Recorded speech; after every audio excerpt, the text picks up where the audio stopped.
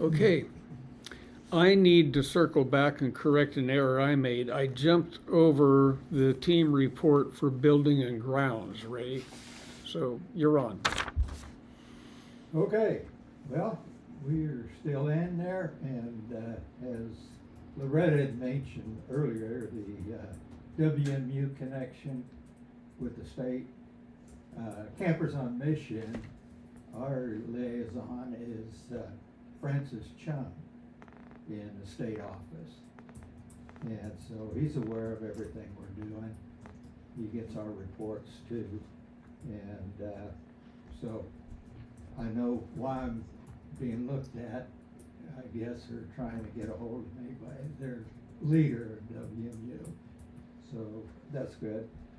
But moving ahead, the last time we met, I had a planning sheet for work for this year. And so we're gonna continue on that with some exceptions, I guess, of the priority. And like the leveling that bathroom so they drain in the showers. We're gonna have to break loose the concrete maybe some and patch that behind the units. Everybody won't see that. But we wanna recoat the fifth wheel roofing and then replace what looks as plywood inside cover it with a wallpaper. That'll clean that up. We wanna cut up the old retaining wall boards and take them to the dump or do something with them. We wanna clean the debris that is between the fire pit and the tanks, the propane tanks down there. And either get rid of or rebuild the firewood storage rack that's got lumber in it that's been there since, I don't know when it, maybe it'll take a change, but anyway, we wanna do that and make that whole area a lot cleaner. And we wanna work on the road down to the Royal House. There's debris, logs, and so on down there. And we wanna get, the place cleaned up or whatever, for Lowell and Chrissy. And, so we wanna work on that one and, wanna figure out what to do with the old retaining wall bricks, the lower one that was replaced there in the parking area. But they're all just mean the big- stored down there in front of. The big blocks. Okay, The the little big blocks. blocks, the little blocks, are what's really stacked. There's a couple of the big blocks in there too. And, we wanna make a dump run again, we haven't done that in 2 years. And, just clean the debris up along the way. We'll also take a look at the trees. I mean, we had that down, it's like $10,000 to do some work if we can,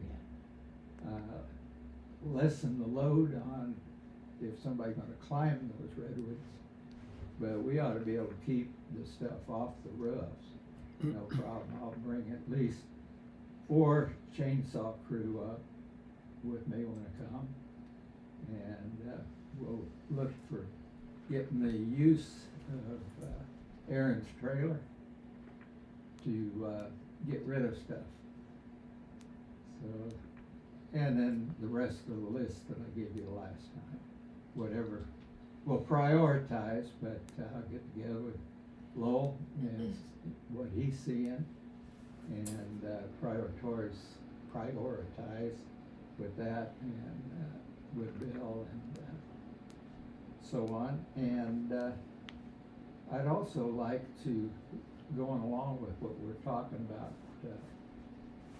I'm always talking long-range planning, and we're talking about increasing Master plan. the number of campers And I'd like to take, Lowell and Chrissy with us when we, just say at least 2 days work with us, at the other camps. And they can observe what we got in there, what attracts the youth, stuff like that, how they operate, the kitchens, just a little of everything. What equipment they got to work with, and, I When's the think- next opportunity? You're talking about Alta? Yeah, after this one.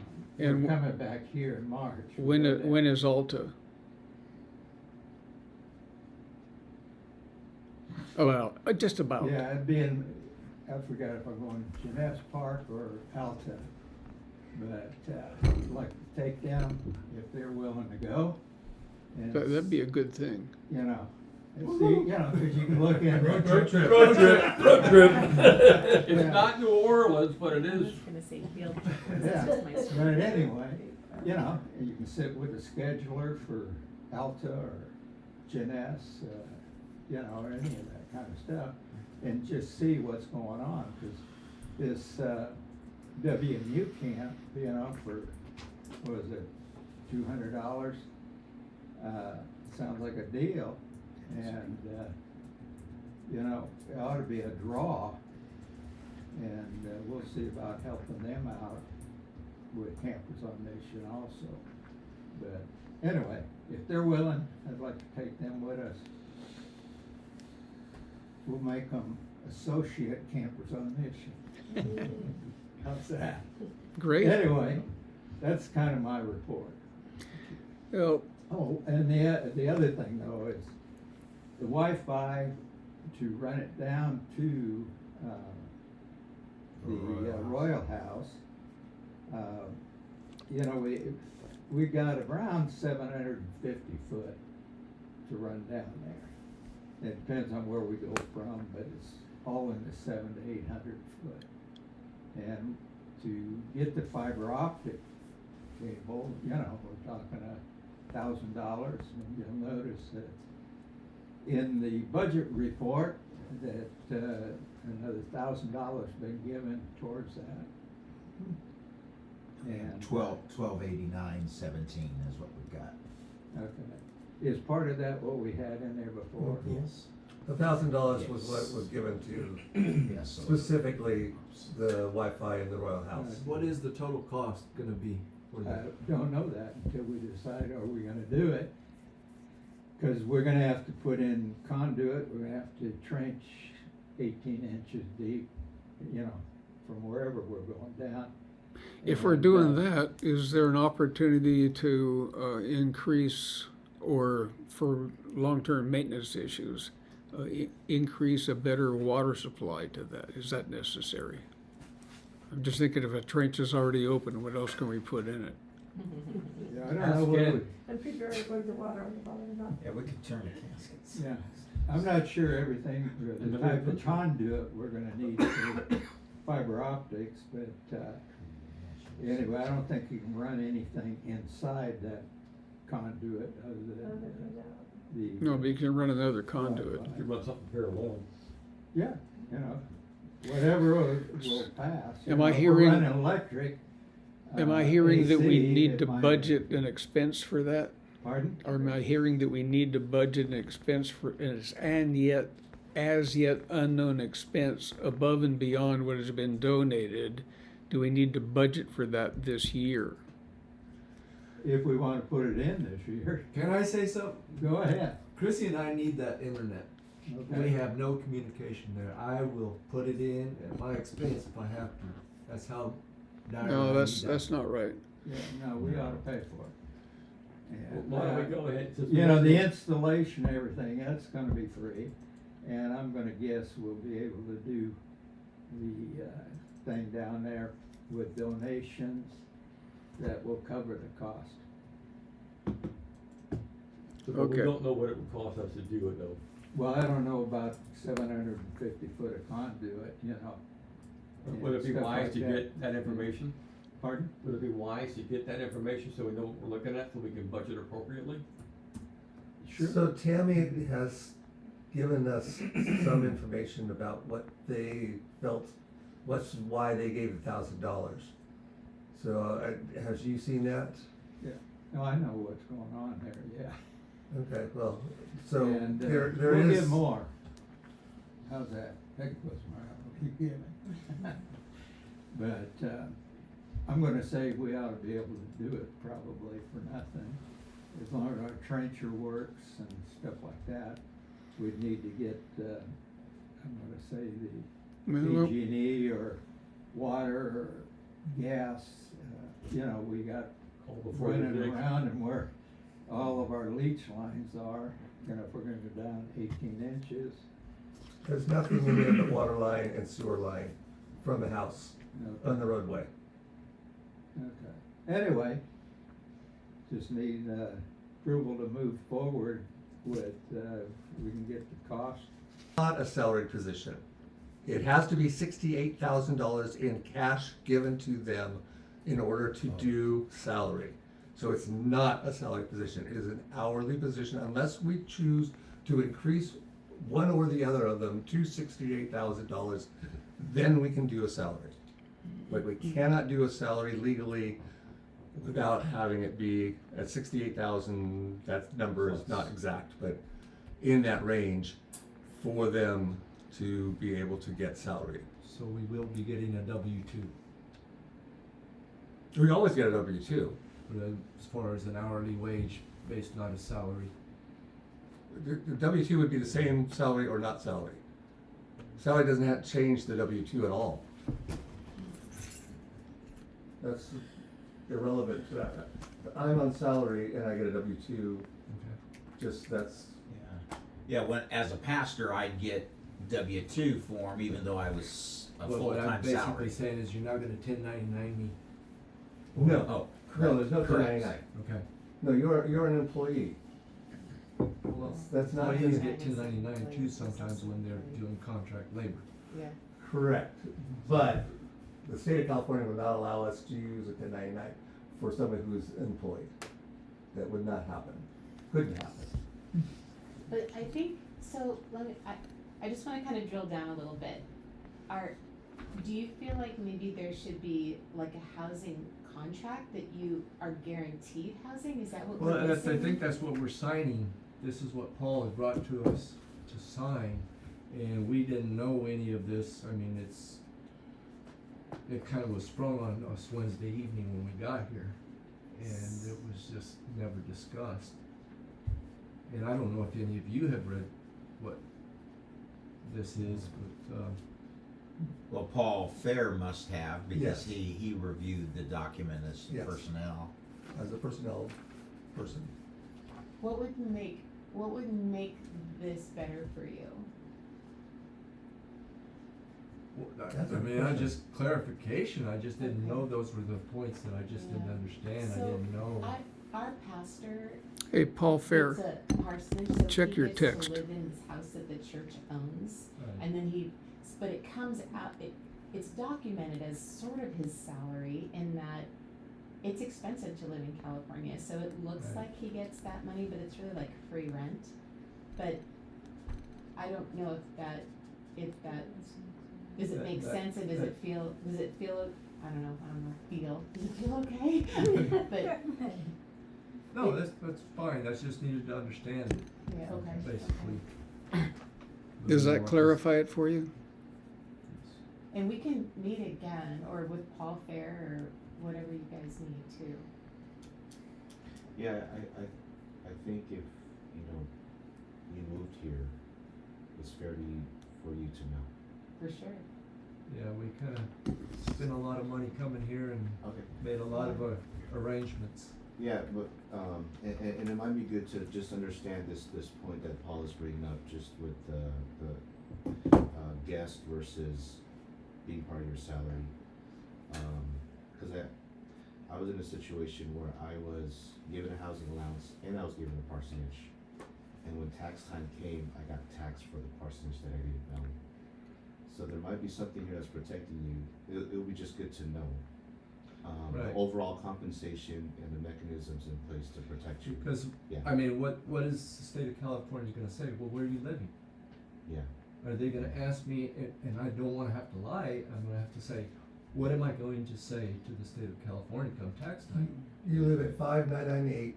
Yeah, but Habanero how, Highway. do I own? Do I rent? Because they ask Oh, those yeah, those things. are good What questions. It is not an own, Yes, obviously. You're Yeah, not when selling I it was, to when I was me, given a parsonage, it was but counted as a rent. you are living but it there. wasn't money given to me. And as, That's not answering the It's too question. late, yeah. Do I rent or We do I we own? might need to You find. don't rent or own. my tax You don't have rate to. here. You don't do either. So how do we put it So on how our do we put it taxes? on our taxes? That's what- We're squatting? Well, that's what I'm asking. In there lies we'd have to look and see what it is that you're thinking Is that you're Phil gonna put in. listening to? Hey, That's Paul- why I don't wanna Paul say Fair. anything, because when I bring my CPA into this, Check your Yes. text. I'm gonna have to answer these questions. So that's when it's, that's when I discovered is when my CPA processed my stuff. They go, we have to tax you for your parsonage. I go, how? And then there was some stuff that the CPA told me that the church didn't know. So it's just good to know. I understand your concern. Yeah, yeah, for sure. But I don't know how to go about it, like in this case, you know, to get. Well, I do have somebody to get that that has to your been tax recommended answer. to me Yeah. to address this issue from the standpoint of an attorney. So Okay. we can go to an attorney and have that figured out. Yeah. This is what I understand from what I have had access to as to what this looks like. That's normal. So, That's normal, that happens Yeah, it's noon. every day at noon. Okay. It's just how they They test it. out of here. they test every. Well, So anyway, may we can I do that. ask, I don't know Um, if Phil is still on the line, if he has Yeah. any like, That's some what kind of I'm knowledge on wondering. that? Is he here and then? Health fairs, Hey, persona, Phil Kell, right? if you've been listening to the conversation, the question's just been posed by Amel. If you have any information about the subject we just been discussing Or about maybe somebody we could compensation. refer to. Housing Yeah, versus rental so versus. I'm not an expert in the area. I would say that the housing allowance conversation for pastors doesn't apply here. Yeah. What we're talking about is employer-provided housing is what I would assume. Okay. Yes, it is. Yeah. So there's three What I don't stipulations. understand- What's that? There's three stipulations for how this can be housing given to somebody without having to count it as salary, without having it be payroll expenditures. And it'd still be an interest at the end of it. Right, and tax-free, right, that's the whole point. Go ahead. So what are the three stipulations that you understand? I was afraid you were gonna ask me that question. Because I don't have it at the top of my head right this second. Basically, Okay, the that's one fine. the one I do remember specifically is this something that is to the benefit of the camp that the person be on the facility, and that is a I don't know what words to use here, how they stipulated it, but that because they're here on the camp,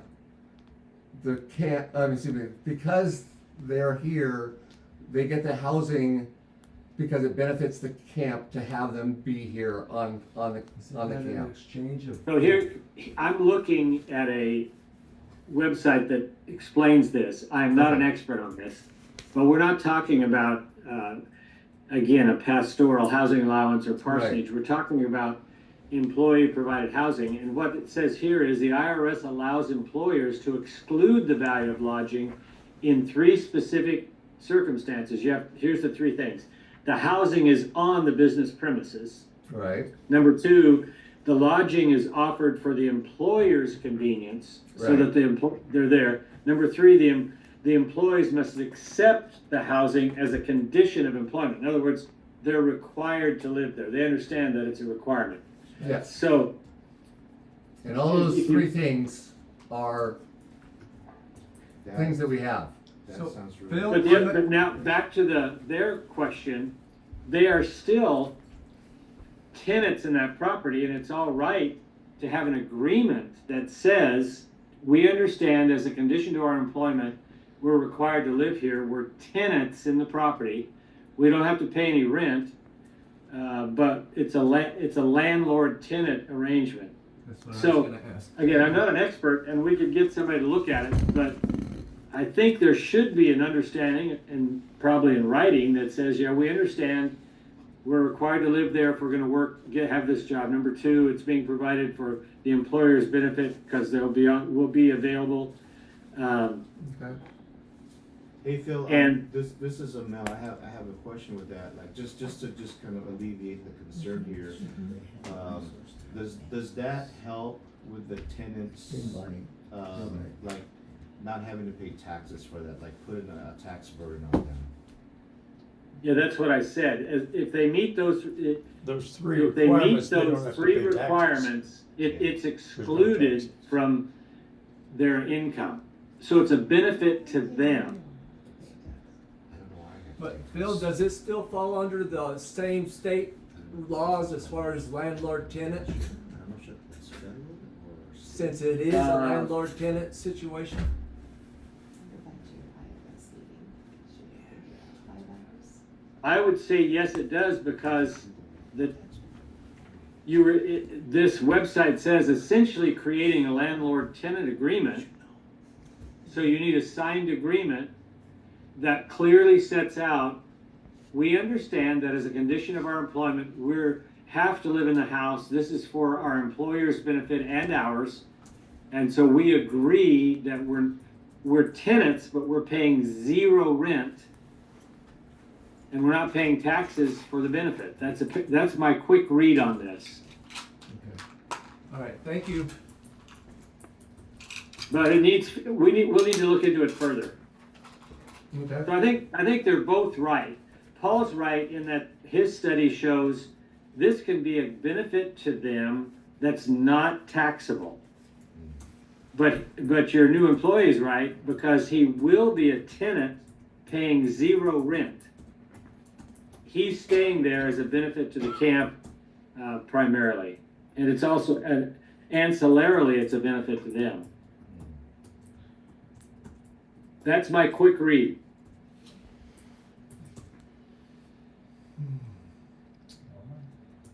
Good question. Thank you for bringing that up. Here's a way forward that comes to mind, you guys. For us to draft a document that we think meets that criteria, Phil, and have you take a look at it, and then Lowell, you take a look at it, and when we all agree it says what it's supposed to say, do we need to go one step further and get more of an expert in tax matters take a look at it? Well, I will have my CPA look at it, because for me, that's who matters to me, is what he says. So, but I don't know if he'll be familiar with California law. He should be, but I don't know. So let me say this. This is primarily federal law. It's Internal Revenue Code law. Then he'll know it. That it's not taxable for federal purposes. The landlord-tenant law would be state law. So My I think we situation, just move I was in ahead, Hawaii. getting an agreement that That's the scenario I satisfies told you. everybody. Okay. Yeah, so it wasn't California.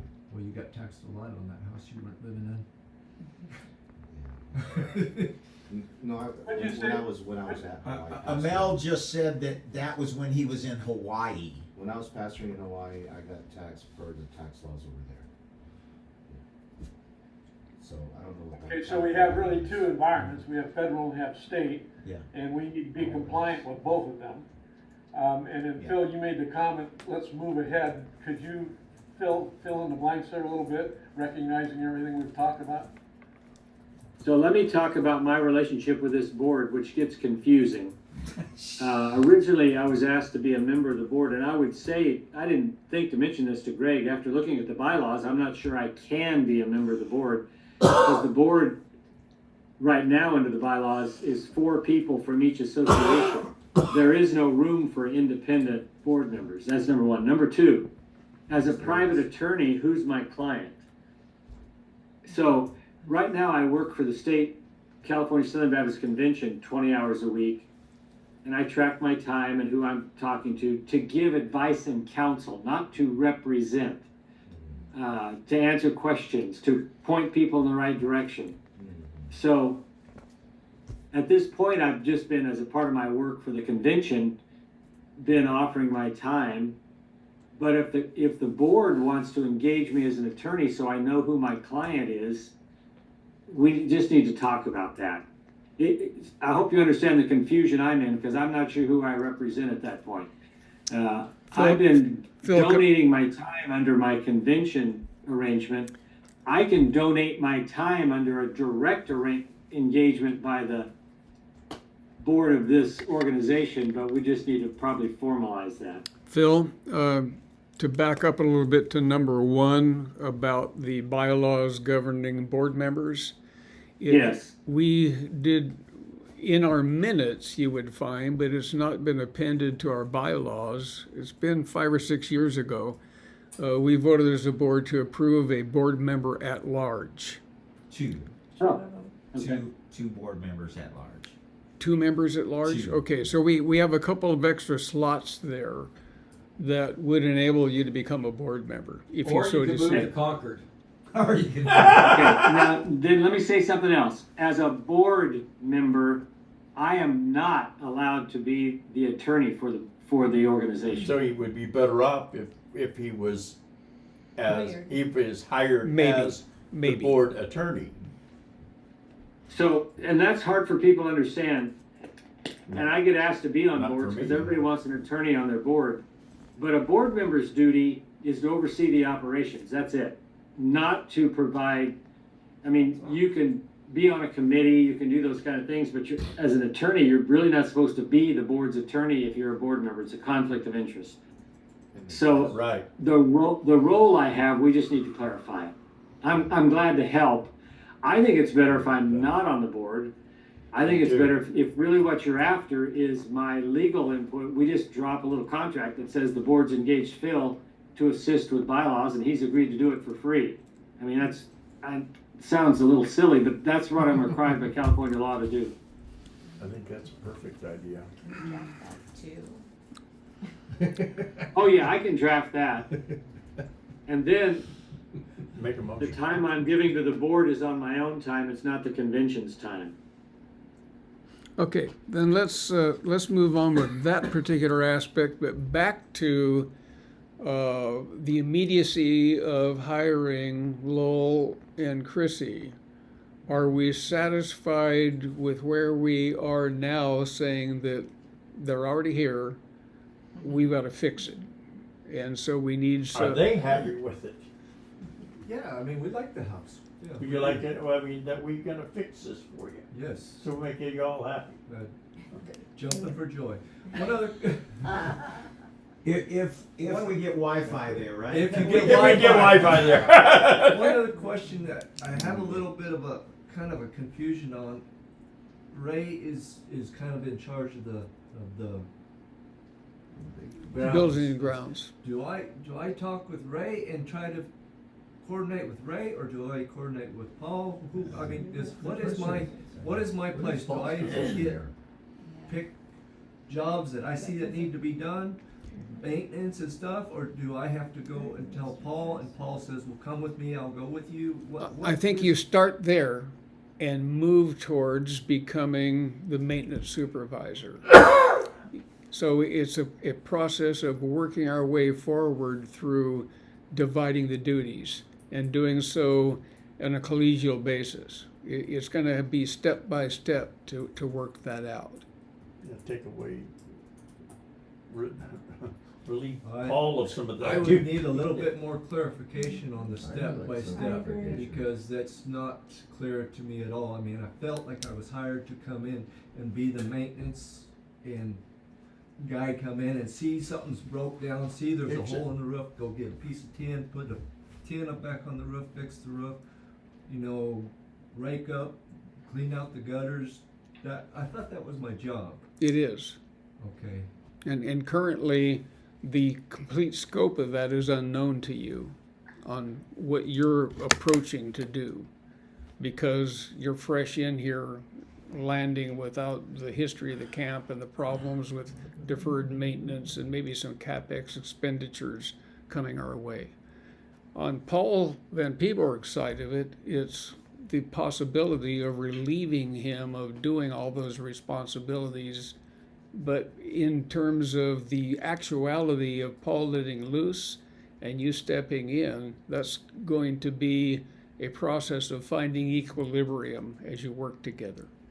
And part of Ray's responsibility in that is to help both of you get to that point where the job divisions become clear. We just don't know what that clarity looks like yet either. And Paul's here more often than Ray is here. So if you need a point of contact, Paul has history here. So there's a lot of information that he has that hopefully will be shared out to you as much and as soon as we can figure that out. We are so glad that you're here. We just, but I hope you can be patient with us too as we kind of figure it out, because we've never done this before. Just needed to have some Yeah. clarification. I didn't wanna have any kind of conflict or any Yeah, misunderstanding. I just wanna know Right. what you all were expecting from me, yeah. because I Well, that's. answer to you all, Thank you. so. We don't know. Well, But we actually, see the need.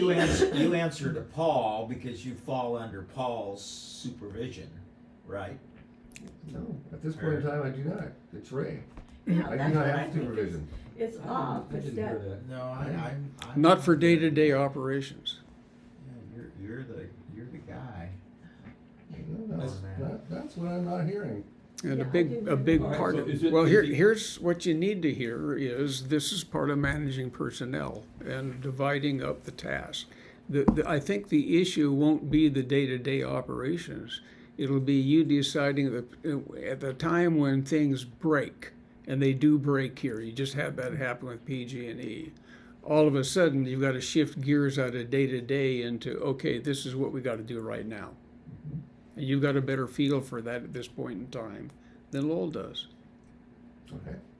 But then you'll be able to let go of that whole water line breaking thing, and hopefully he'll be able to do that Okay. job, and then you can do And manage that's- your. But as Okay, far as what the do I load, do? but as What am far I as the supposed to do here? day-to-day cleaning, like he was saying, cleaning the gutters or cleaning the roofs, that's, Lowell can see those and he can take it, and it's not something that he has to go to Paul and say, hey, do you want me to clean the gutters? He already knows to do it. And then the benefit of all of this to you, Paul, is it relieves you of those, as Lowell takes on more and more of that, it relieves you to get to the things you have not been able to get to that are part of your camp manager responsibilities. Okay. But if Okay. something breaks today, he can go about just doing it. You know, we gotta, That's what I was wondering. Yeah.